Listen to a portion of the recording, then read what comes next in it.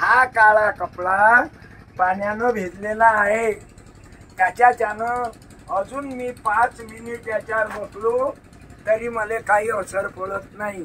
अमरावती जिल्ह्यातील मार्डी या ठिकाणी एका भोंदू बाबाने चक्क गरम ताव्यावर बसून भक्तांना अर्वाच्य भाषेत शिव्या दिल्याचा एक व्हिडिओ सोशल मीडियावर व्हायरल झाला होता। आपल्याकडे दैवी शक्ती असल्याचा दावा या बाबाने केला होता। त्यानंतर अचानक तो बाबा या गावातून पसार झालाय।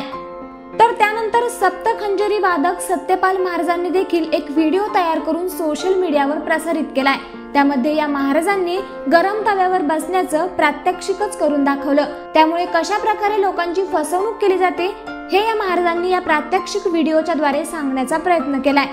या व्हिडिओमध्ये हे महाराज सांगतात की काळ्या रंगाचं कापड ओलं करून गरम तव्यावर ठेवल्यास त्यावर काही मिनिटं कोणीही सहज बसू शकतं। याचाच प्रात्यक्षिक महाराजांनी करून दाखवलं। दरम्यान या प्रकारच्या अंधश्रद्धेला बळी पडू नका असं आवाहन देखील यावेळी सत्यपाल महाराजांनी केलंय।